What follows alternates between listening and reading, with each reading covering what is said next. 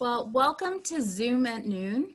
My name is Natasha Ritzma, and I'm the director of the Shingothi Center at Aurora University. I would like to thank you for joining us for this special Native American Heritage Month program celebrating the life and memory of Ruth Muskrat Bronson.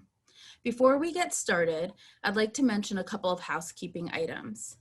We will be recording this session and we'll post the recording on our virtual experience page on our website.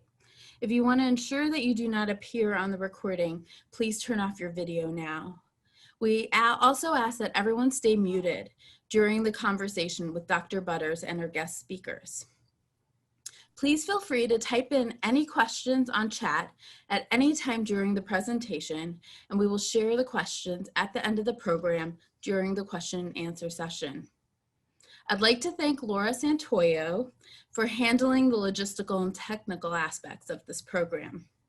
I would also like to thank Dr. Gerald Butters, a professor of history at Aurora University, for facilitating this conversation. After I introduce our guest panelists, we will show the 10-minute OCO program about Ruth Muskrat Bronson, produced by Jennifer Loren. Afterwards, Dr. Butters will facilitate a conversation with Ida Muskrat Dunham and Jennifer Loren about their aunt, and we will conclude with a questions and answer session. I am honored to welcome our two special guests, Ida Muskrat Dunham and Jennifer Loren, to this program. Ida Muskrat Dunham and her husband, Joe Dunham, have been associated with Aurora University since 1965. Ida's husband, Joe, was a philosophy professor until his retirement in 2010. Ida started working in the registrar's office in the mid-70s and also retired in 2010 as assistant registrar. Ruth Muskrat Bronson was Ida's aunt, her father's older sister. Growing up, Ida remembers the family being very proud of Aunt Ruth's accomplishments. Jennifer Loren is a citizen of the Cherokee Nation and the great-great-niece of Ruth Muskrat Bronson. Jennifer has won 10 Emmy Awards as a journalist and documentary filmmaker, 9 of those as executive producer and host of the docuseries entitled OCO, Voices of the Cherokee People, which can be streamed for free online at oco.tv. And we'll provide the link in our chat. Jennifer's role as content creator has grown under her tribal leadership, and she is now the director of the Cherokee Nation Film Office and Original Content. In 2018, Jennifer produced a short documentary on her Aunt Ruth, which has been screened at film festivals throughout the United States. We will now screen this 10-minute film. And I just need to get the sharing ability, Laura.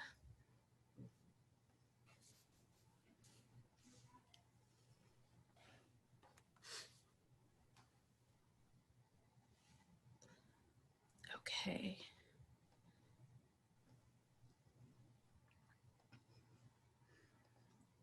There we go. I think without question, Ruth Muskrat Bronson is the most important American Indian intellectual and political figure of the early 20th century that very few people know about. My Aunt Ruth Muskrat Bronson was an Indian activist, an early Indian activist, and a very good one. She was larger than life. For a woman at that time, she was advocating in places that women weren't usually welcomed or allowed. Probably years ahead of her time. Ruth Margaret Muskrat was born in Delaware District, Cherokee Nation, Oklahoma Indian Territory on Sunday, October 3rd, 1897. Ruth's mom was Irish, and their family had moved into the territories, and Granddaddy Muskrat was Cherokee. So she was of mixed descent. Part of Ruth's understanding of the world was her experience of living through statehood, of living through the allotment process, seeing what that did to her family. One of the most important things that stuck with her from her childhood was the status of her father as a restricted Indian and his struggle to achieve full citizenship and the right to buy and sell his own property. She felt like that implied that in general society that he was less than a full person. Her father, James, was a traditionalist and came from a traditional family that was linked to the Kituwa Society. She knew there was another way, and she knew things were better when the Cherokee Nation was still a sovereign government. And that shows up in her work, that shows up in her speeches, that shows up in her writing. Before she shifted into that political activism and that political side of her career, she was a poet. They have gone, they have gone. Our sky blue waters, they have gone. Our wild free prairies, they have gone. To be the white man's own. They have won, they have won. I'm always shocked at what she did at an early age. She goes on a world tour to this international global youth council that was held in Beijing, China in the early 1920s. She was the American Indian representative there. I think is a really important formative event in her life, one that gave her broader perspective on both the United States and specifically what it meant to be a young Cherokee person. The notoriety from that trip really, I believe, gave her the opportunity to be viewed on a stage as a national Indian leader and spokesperson. In a time before the internet and TV and not much radio even, she had speaking engagements all over the United States to talk about Indian affairs. Our family still has Aunt Ruth's dress, and it is a Plains Indian design and made buckskin dress that she wore when she presented a book called The Red Man to President Calvin Coolidge in 1923.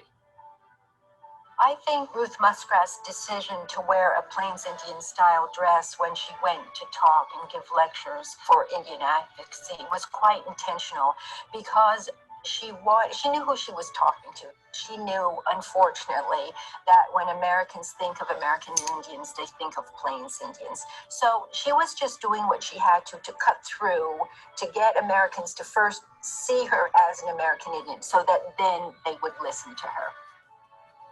The photograph of that day of her handing the book to Silent Cal is pretty iconic, but the truth is, from Ruth's perspective, it wasn't that big a day. What was a big thing was the chance to present on behalf of all the Indian community some ideas about how Indian policy should be changed and improved.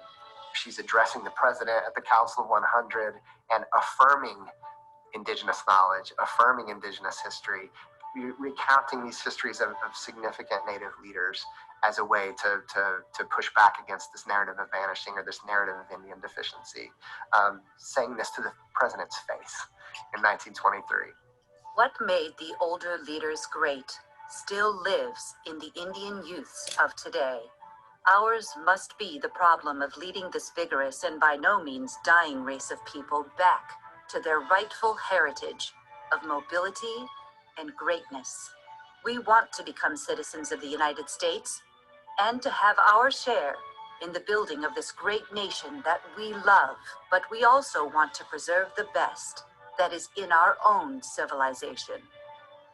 With her involvement with the Committee of 100, she's figuring out the ways of how Native people are going to actually really take on the U.S. government.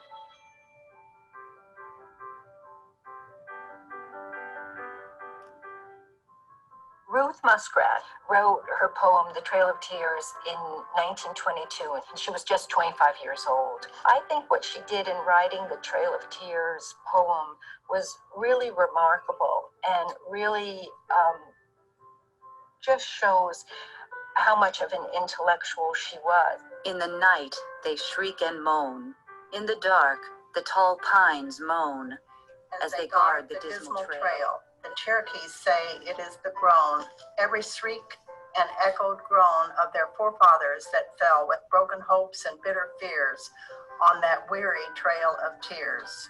In this poem, she writes about the pine trees at night shrieking and moaning over the memory of having witnessed the Trail of Tears, the removal of Cherokees and their sufferings. I believe she's talking about the cross-generational transmission of trauma. If you go back to the late 19th century and most of the first half of the 20th century, Trail of Tears isn't something people remembered or talked about. Today, people know the term Trail of Tears as meaning a gross miscarriage of justice, and it's because of Ruth Muskrat Bronson and her contemporaries. She basically didn't hold herself out as being a literary person or someone of great accomplishment in that area.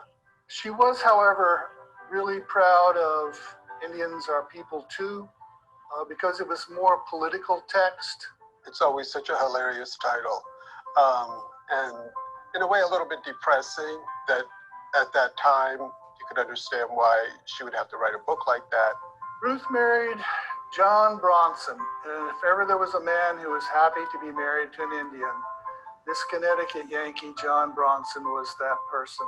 They had only one adopted child. She lived through and had a significant impact in all of the major shifts in American Indian experience in the first half of the 20th century. She implemented the first national American Indian higher education scholarship program through the BIA, and as a consequence traveled all across Indian country recruiting Native American students, increasing by over 200 or 300% the number of Native students that were ushered into higher education. I think that the need to move beyond technical education and into higher education in the 30s was a significant change in Indian education policy, and her responsibility as the first field agent for that, I think, forever opened a door that simply stayed open. Well, certainly one of the most important position she had was as a leader of the National Congress of American Indians, which is today the largest and most important Indian organization in the U.S. While in that organization, most folks credit her with its survival across the first 10 or 20 years of its existence. She testified against termination and relocation and in favor of what we would understand today to be tribal sovereignty and self-determination in the 1950s, and then wound up her professional life working at really local levels with communities in the Southwest. And I think the work that she did informed the broader policy environment. She's not just ahead of her time, but she also is a figure that establishes this line of continuity between what we're struggling for and envisioning for our futures today. That was her vision decades before.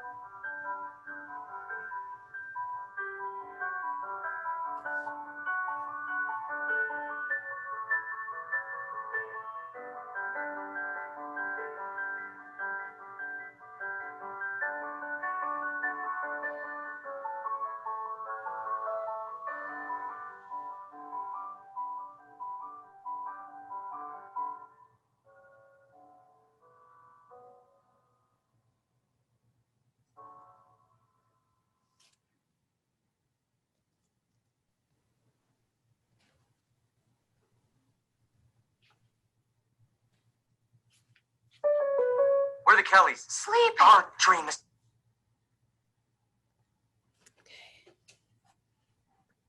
And I will turn things over to Dr. Butters now to facilitate the conversation with our two special guests, Jennifer Loren and Ida Muskrat Dunham.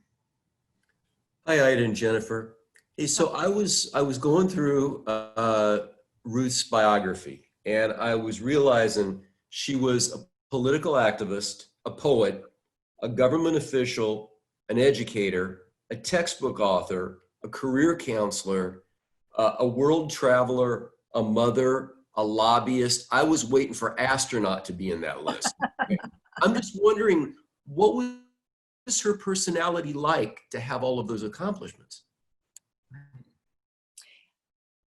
I just read a biography of hers. Someone wrote a PhD dissertation about her. And in the end, it said she came across as strong and overbearing, but she didn't care because she had to accomplish what she did. But she did have a sense of humor. You know, a couple of the poems that I wanted to read show that sense of humor, but she was very strong-willed. And the other thing I remember, her husband, John, he was a New Englander, and Ruth was from Oklahoma, but he knew she was an activist when they were married. And although he was trained as an engineer, he really didn't work in that field until in the 1940s when they lived in Washington, D.C.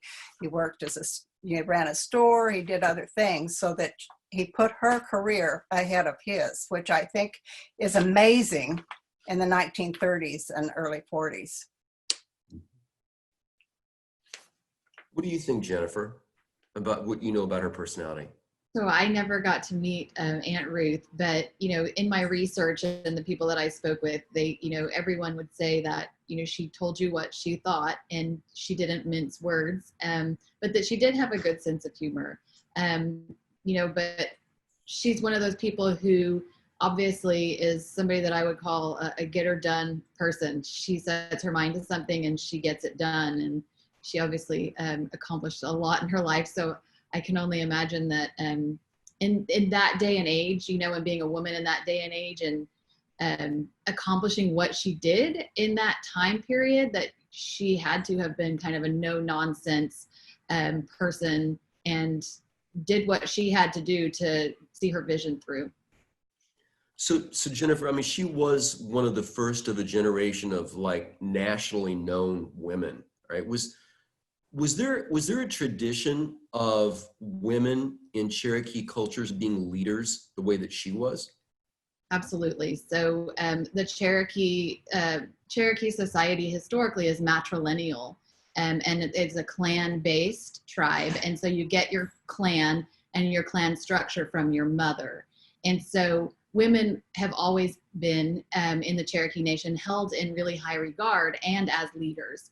And so, for example, from time immemorial, we had a seat on the council. We were decision makers.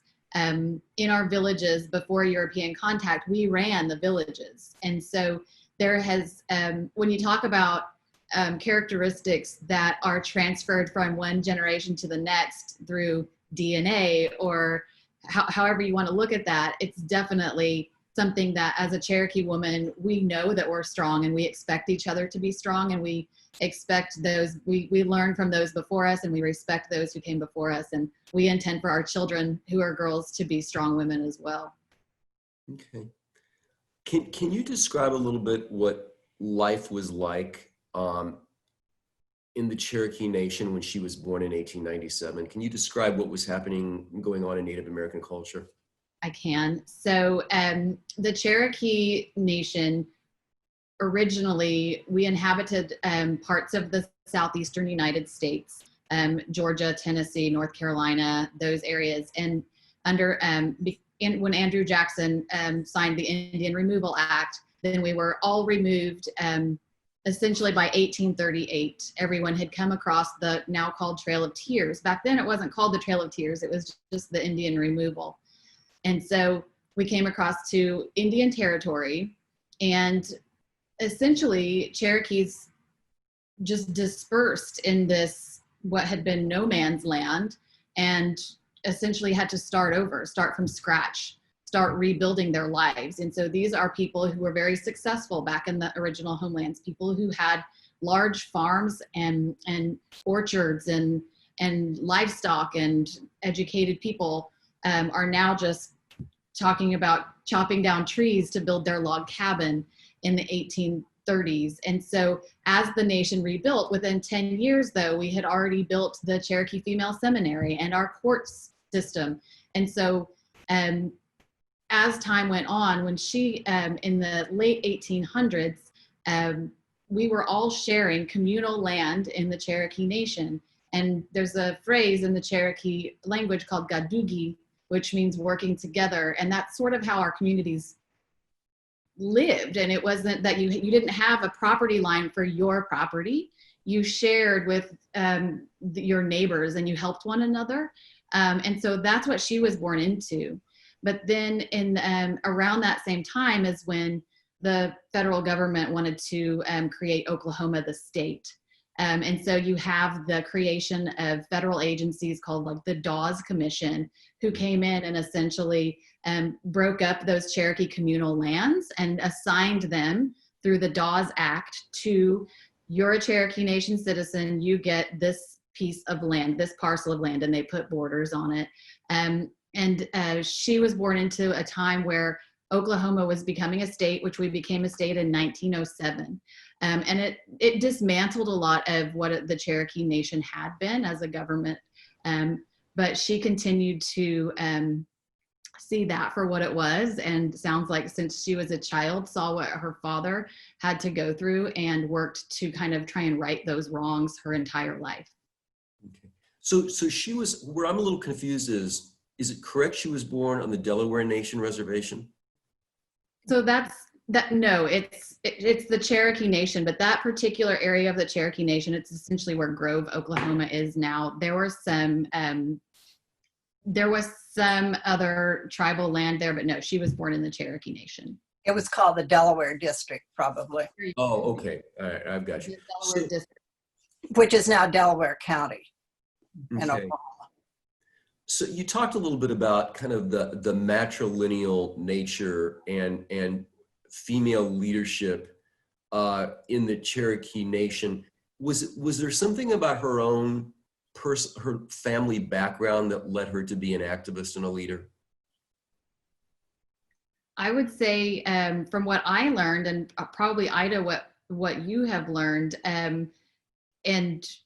and what I just know from my family is, just seeing firsthand the trials and tribulations that her family had to go through as Native Americans, but also, she was Cherokee, but she was also Irish. And so seeing sort of having to live in those two worlds, as we say, you're living in the white world, but you're also living in the Native American world, it gives you a unique perspective. And I think at that time, and what Oklahoma was, Indian Territory and Oklahoma was going through at that time, gave her a very unique perspective. And so I think she sort of utilized her cultural knowledge and the damage that she had seen personally to her tribal nation, and she took that and then used sort of the other part of her life where she's white passing. And she's obviously a strong personality, and she can function in these worlds where she could get some policy and things done. So I think that she used those personal experiences and firsthand knowledge to further her activism. The Cherokees have always been pro-education, and our family thought education was very important. And she left home when she was 14 to go to must have been kind of a college prep school in Tonkawa. Mm-hmm. And actually she went into Grove to finish 8th grade. And although the family farm was 5 miles from Grove, I know my other aunts, Jennifer's grandmother, when she went to high school in Grove, they had to board in town and be separate from their families. So to go away at age 14 to pursue education, and then she had to work through to get money to go to college, and she spent couple of years at the University of Oklahoma. Then she had to drop out and make some more money. And then when she was at Oklahoma, a lot of her poems were published in the University of Oklahoma Press, and she got a lot of accolades for her poetry, but she found out that they didn't pay the tuition. So she had to drop out, and before she then continued at the University of Kansas, and then got a scholarship at Mount Holyoke College in New England. And that's where she was a student. She was a junior when she made the presentation to President Coolidge. So I'm curious, as Jennifer pointed out, she was Irish, but she was also Cherokee. you know, she could have just assimilated into white society and maybe nobody would have ever known that she was Cherokee. Do you ever think that was an option for her?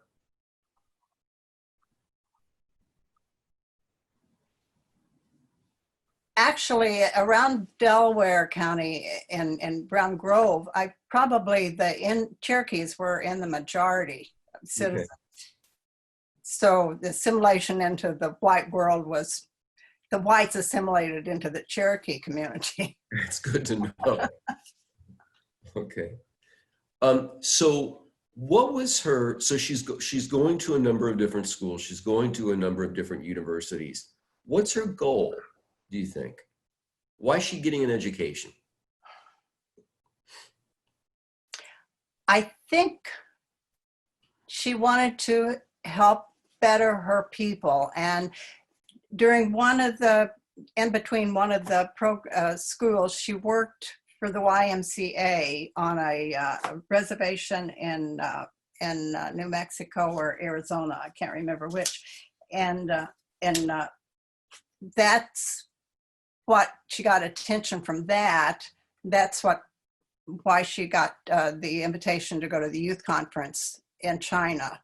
And I think that experience opened up her eyes to racial injustice around the world.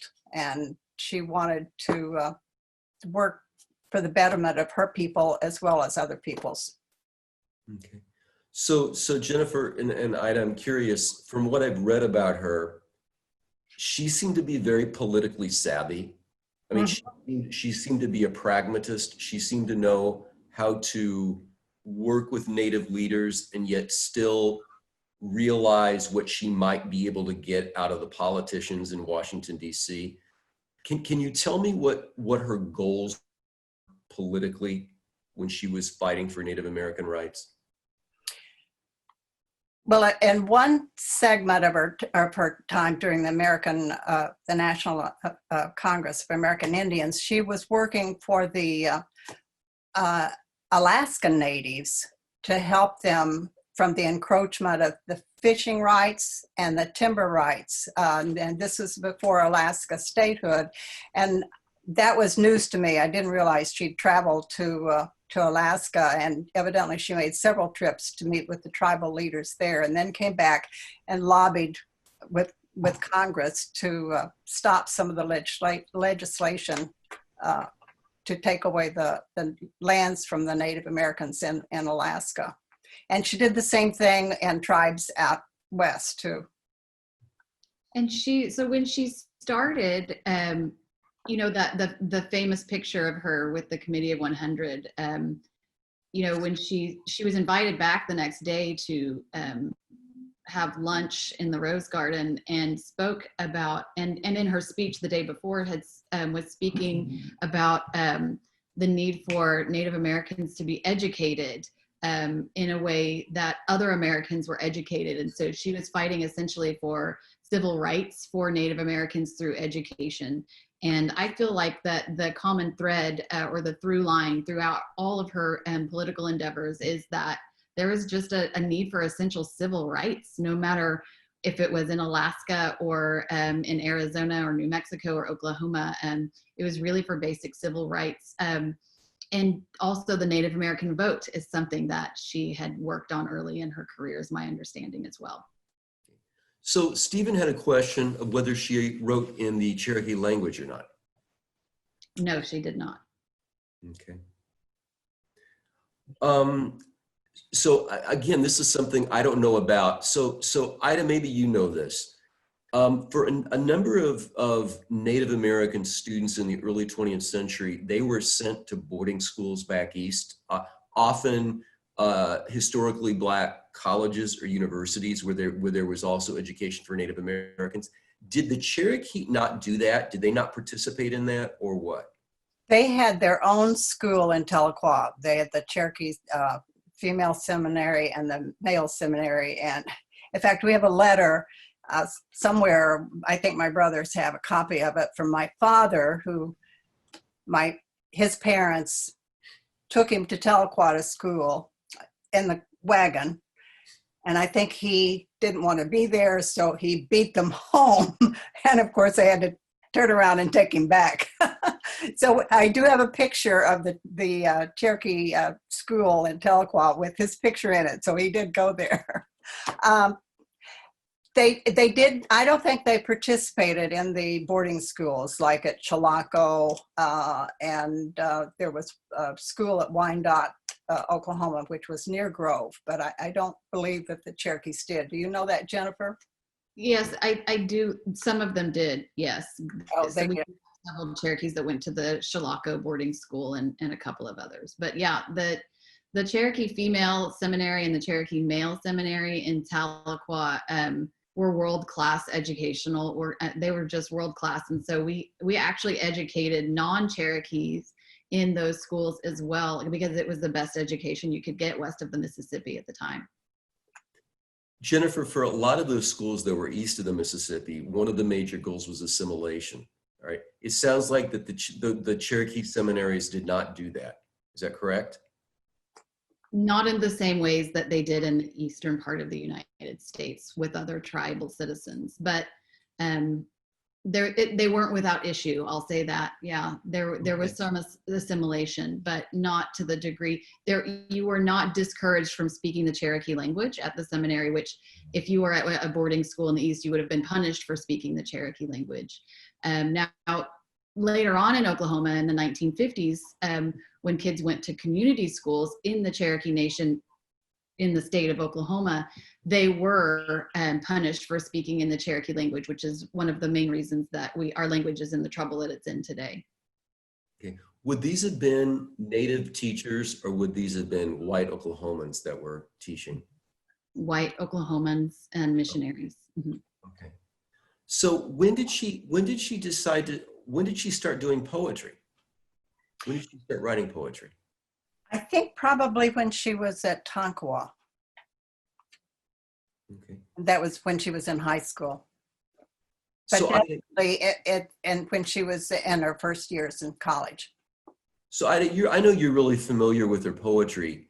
Was this a creative outlet, or was there something more going on, do you think, when she was writing her poetry? I don't know. A lot of her poems, a couple of them parts of them were in the video, were about the Native American problem and the white man, but a lot of them spoke about the land, the River Spavinaw, the Cayuga Hills, Cowskin Prairie, and those were terms that were familiar to me because that's where I was born. Mm-hmm. So it was, but then there was a couple of others that were humorous, but yeah, I don't know. I think she was encouraged by her English teachers. Okay. Ida, I want to make sure that we have enough time for this. Did you want to read a couple of her poems now? Well, I want to read a couple of the humorous ones. And I didn't know my father. My father died in May, and then I was born in November. So I never knew my father, so I want to hear anything I can about him. And this one, I think, describes what I've heard. It's when it's dark, when the old clock's striking 11 and the lights are all put out and the stars up in the heaven chase the shadows all about. That's when I start feeling shaky and wishing I'd been good, that I hadn't teased the baby and had carried in the wood. When the house is dark and still like, and the clock ticks right out loud, and it's sort of cold and chill like, and the moon's hid by a cloud, that's when a feller is wishing that he hadn't been so bad, hadn't run away a-fishing, nor had sassed back at his dad. When the old screech owl's a-crying by the window on the south, then there comes a lump a-prying right up in a feller's mouth, and the dark gets full of goblins where the doorposts all a-stood. Then a feller again's resolving that from this on he'll be good. I think that probably describes my father. Did you want to read another one, Ida? Well, we've got them up here. Do you want another humorous one? Oh, your choice. Okay, I'll do this. This shows that she had some humor. This is in class. And it was so. She said, I dreamed in class. Who would not dream? From some chance word, she said, I've forgotten what, the color red? Perhaps, or just a prism through the glass, enough to free my soul and let it pass from those four walls, stripped of the dead, dull commonplace. Singing through space it sped above cold seas of azure and topaz to lands whose ships lay gleaming in the sun, laden to sail for ports of mystery, past gardens fair where Dido waits for me who does not come, and Pan laughs secretly. Poor cheated class that heard but chemistry and missed the evening bells of Arcady. So she must have not liked chemistry very well. So Ida, do you know, was she a poet throughout her life, or was this mostly something that she did? I think it was mostly the poems that I've ran across have all been in the, her early years. I think after she graduated from college, she put that away. Now, she also wrote some short stories, and some of those have been published. There was one that on the serpent that someone did analyzed it last year in a magazine. But I think some of her essays or stories were based on stories that our grandfather told. He was quite a storyteller. And the story, The Serpent, was about a grandmother figure whose daughter, she doesn't want to be seduced by the bad Indian agent, and so basically she collects a poisonous snake and holds it in her basket in her lap when the Indian agent comes to pick up her daughter to take her someplace. She says, go get your hat to her daughter, and then the snake evidently gets out of the basket and bites the agent, and he dies. But she didn't do a thing. And I think that's based on one of the stories that our grandfather must have told. Okay.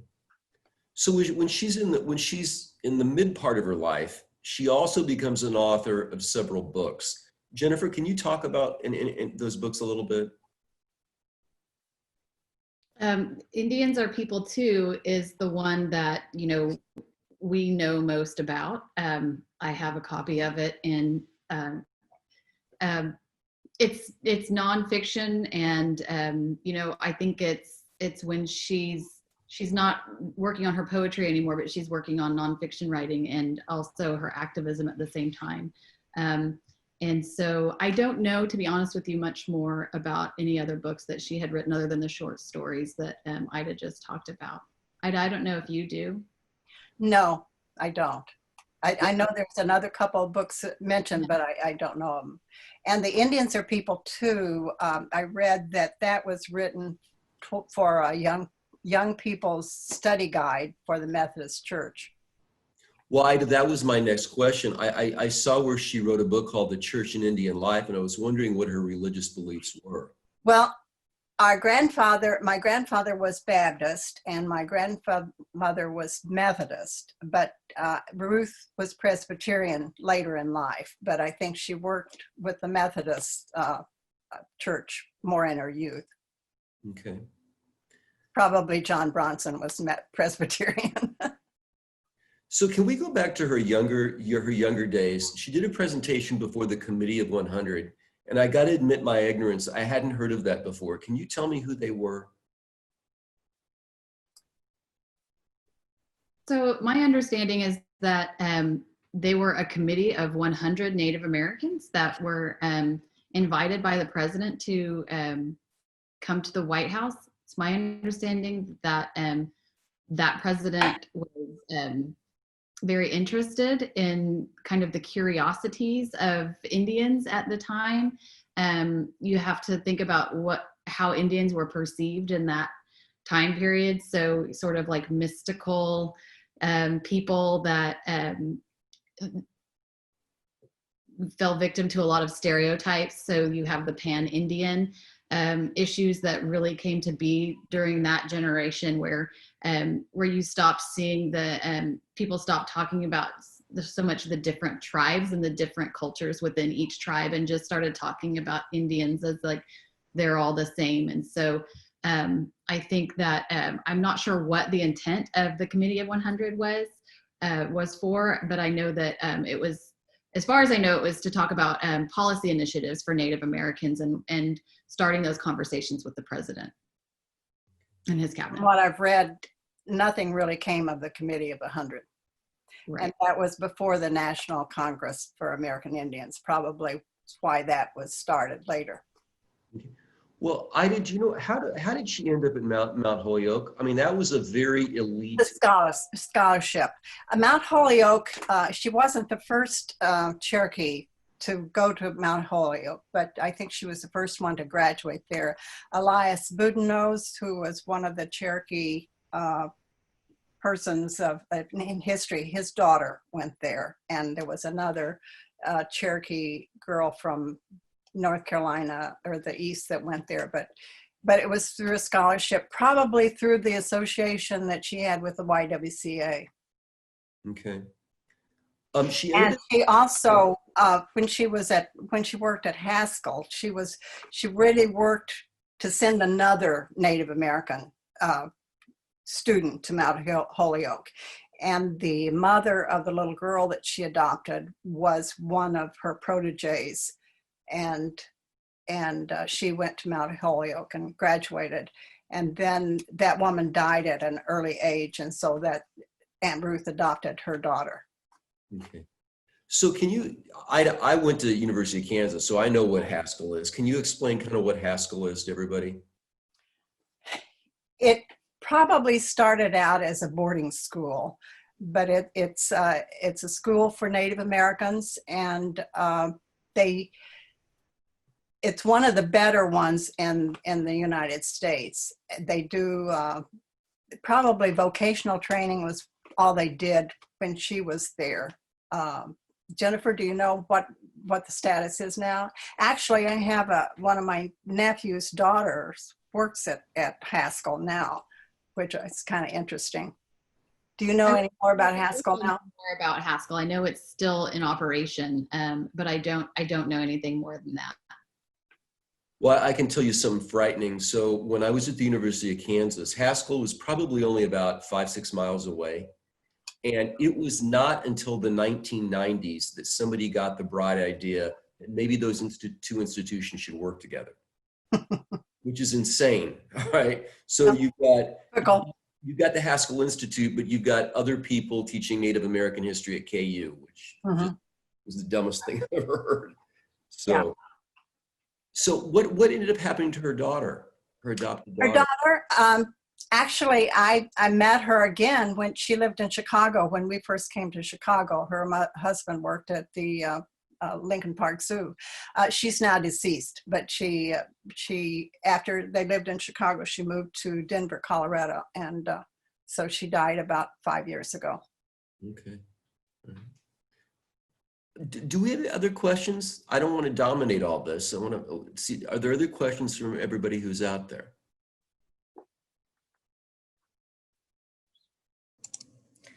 Yeah, Jerry, we have a few questions actually. Okay, Laura, go ahead. Stephen Sellers Lampum wants to know, did Miss Bronson write in the Cherokee language at all? Yeah, I think we answered that one. But that's what I thought, but sorry, go ahead. That her father spoke Cherokee, so right. And sang in Cherokee, so. That's my brother has a Cherokee Bible that belonged to Grandpa Muskrat. Okay, and then let's see. And then we just have a couple comments. Jennifer Lampum said, I think Ruth's younger sister Jewel taught at the Cherokee Seminary. She worked as a sort of a dorm mother at the school in Wyandotte, the Seneca Indian School in Wyandotte. And I remember visiting her at that time, several times when she worked there.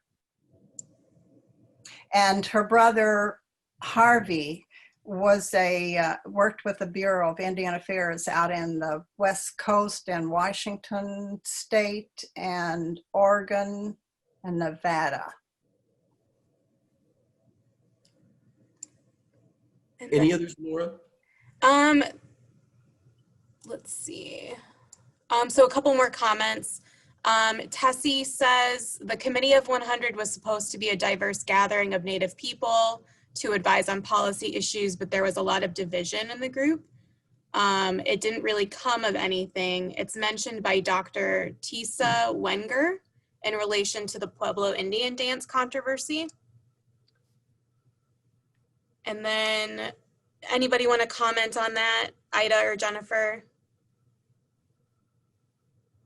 I've also, No, people have the ability to there was a lot of dissension with the National Conference of American Indians too, and other than I think Ruth kind of held that together and operated out of her home in Washington, D.C. Okay. She worked for free a lot of times. Ida, I didn't put that together. So when she was working for the Bureau of Indian Affairs, she was in Washington, D.C.? No. She worked for the Bureau of Indian Affairs later or earlier. And then when she was in Washington, D.C., she worked for the National Conference of American Indians as a lobbyist. Well, I saw that during the 1930s that she was working, trying to get employment opportunities for Native Americans. That's the middle of the Great Depression. Right. Talk about an important job. Yeah. At that time. And education, she was always trying to get scholarships for Native Americans. Well, Jennifer, do you know anything about this? Was it difficult? Was there still discrimination among Cherokee and Native Americans getting into traditionally white colleges and universities in the 30s and 40s? Absolutely. Sure. Okay. So she had to really fight then in order to get that type of opportunity. Yeah, she did. And then, people that followed her as well. So. Okay. We have another question. Any record that she commented on the massacre of Black Americans in Tulsa in the 1920s? I have never seen anything about that. Well, I would love to know the answer to that question as well. I find myself asking that question about a lot of people that were in the area, during that time. I think it was the same situation when I read the book, and I can't remember the title now, about the murders in the Osage. Killers of the Flower Moon. Yeah, and it was Flowers of the anyway, it was like that went on about the time that my parents got married, and I don't ever remember anybody saying anything about it. But you didn't have 24-hour news. You had papers because we have clippings of Aunt Ruth, but news didn't travel that fast, and they may not have really been that much aware of it on the farm.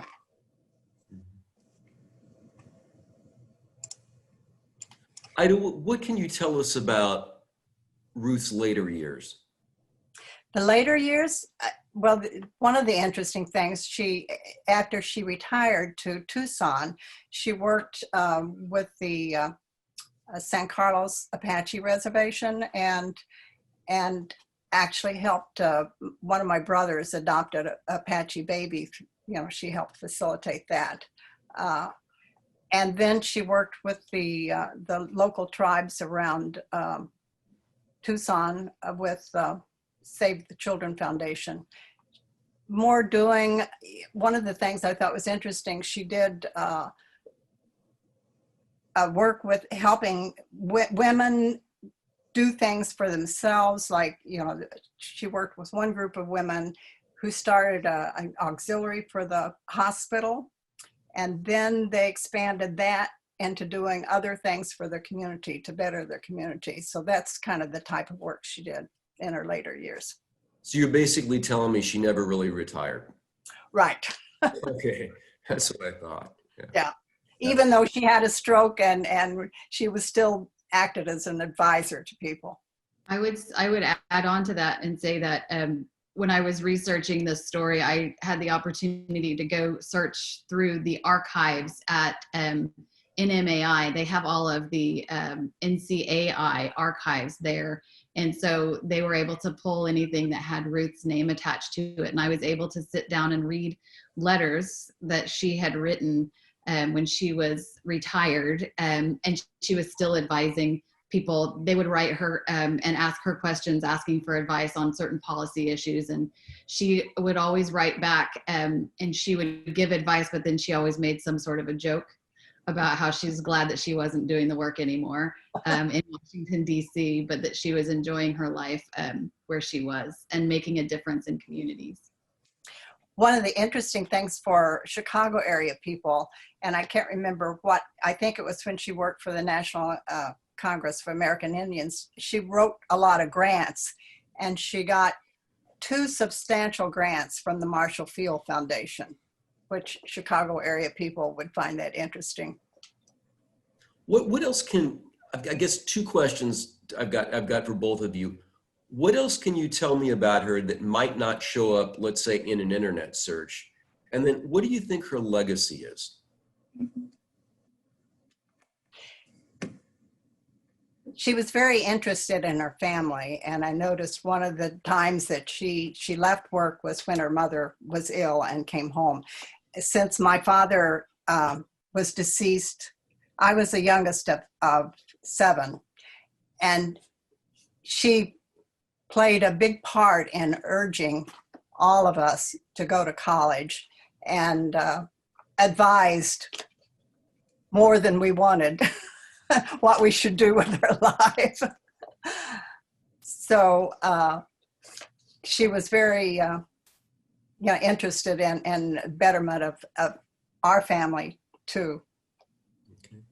What do you think, Jennifer? One thing that my mom has told me about is that, and you can see in some of the pictures that her head is often tilted in the photos. She had a neck injury that she received when she was a child that, you could see that throughout her entire life. So she held her head kind of to the side. And so there's a story that she would tell how she got the neck injury was that her dad was out hunting and missed his target and injured an owl in the neck. And the next day is when she injured her neck, and it was a lifelong injury. I hope I told that right. It was something similar to that. Yeah, a lot of Native Americans think the owl has got special powers. And so the story is that the owl put a curse on his daughter because Grandpa shot the owl. Okay.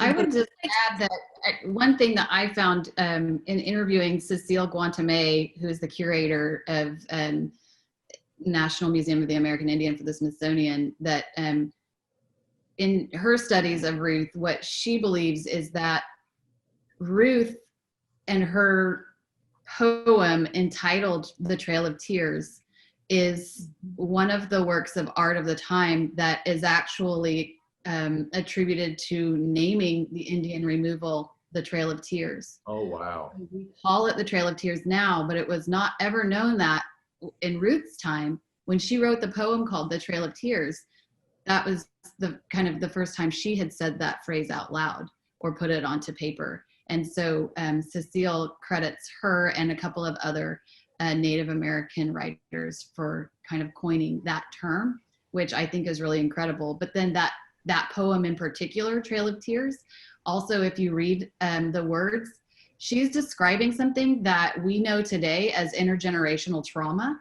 And that's not a term that was ever coined back then, but she is describing it to a T in that poem. And so that was really impactful to me to hear that from the curator of the Smithsonian, that she was so ahead of her time and such a trailblazer in those really meaningful ways.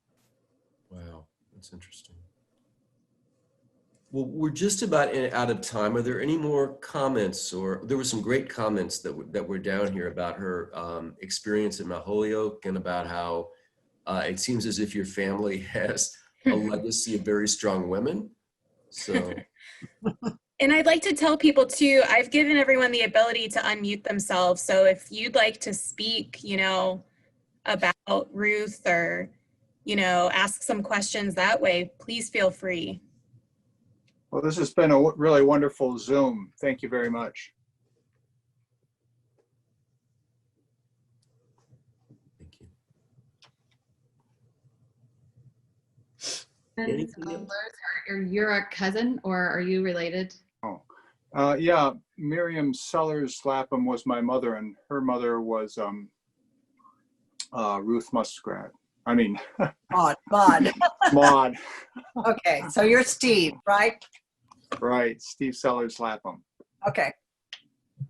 Yeah, our Ruth is a rock star in our family, so we all share that connection.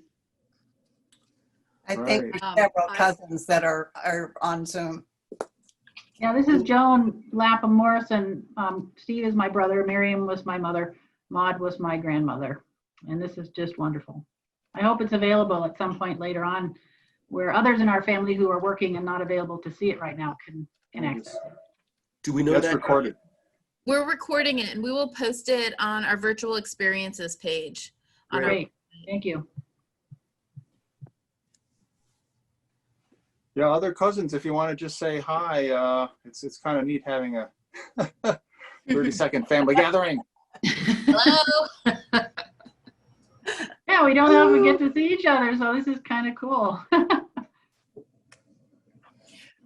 When I was reading the poems to my daughter Beth, I said these show that Ruth had a sense of humor, and Beth said, of course she had a sense of humor. She was a muskrat.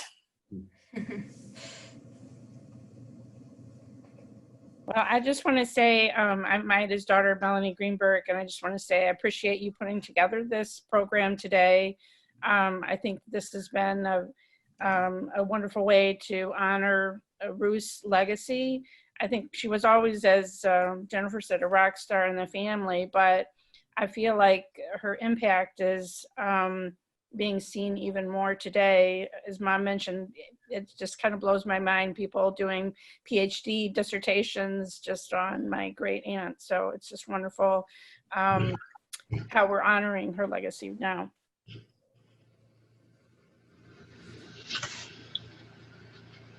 I don't know. Well, thank you, everybody. I appreciate everybody participating. So, and Laura, I think we know the people who are on here, and a week or two maybe, and we'll get this posted. Is that correct?